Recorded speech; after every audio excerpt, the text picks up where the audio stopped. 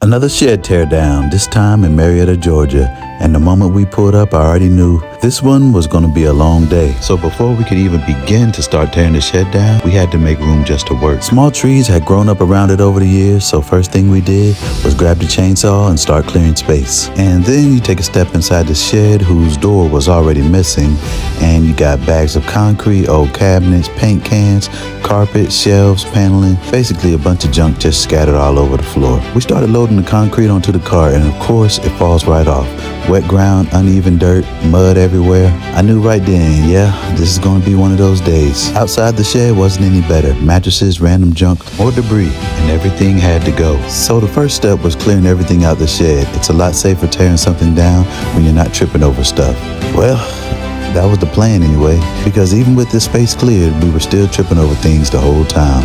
Alright, so once everything was finally cleared, it was time to start the real work. We had to take off those shelves and rip off that paneling so it would give us access to the plywood. After we got the paneling bagged up and out the way, we brought the sledgehammer out. Using the sledgehammer is probably the most rewarding part of tearing down the shed, but it comes with a price. Now in the video, you mostly see the hits that land, but the reality is, most swings just leave you standing there tired and defeated, trying to catch your breath.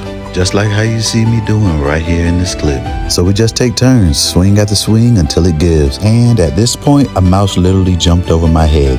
You really gotta be ready for anything out here. Now, as you can see, our next problem was the floor was completely rotted out. So with every swing, we had to make sure our footing was good or you're going through the floor. Thankfully, the shed didn't sit too high off the ground. So the times that we did manage to step in weak spots and go through the floor, it was just a little unnerving while you're trying to focus all your energy on swinging a sledgehammer. Eventually, we got the shed down, but the real battle was the roof. Those shingles were stuck on like they were never meant to come off.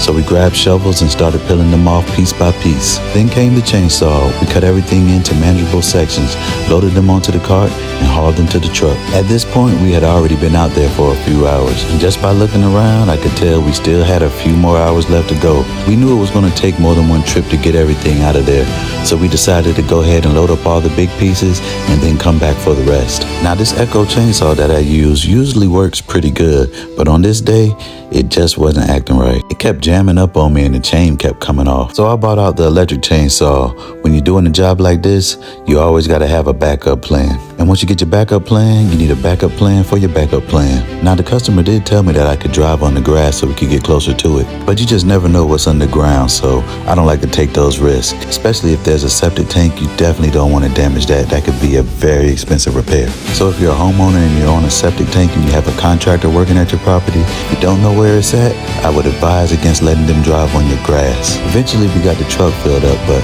we were about on E at this point, so we stopped by Wendy's, got some more fuel, went to the dump, and then we got right back to work. Of course the electric chainsaw died on me once we got back, so I had to keep fixing the gas one every 2 minutes, but we made it through. That's how these jobs go sometimes. No shortcuts, no easy way out, just hard work until finally it's gone.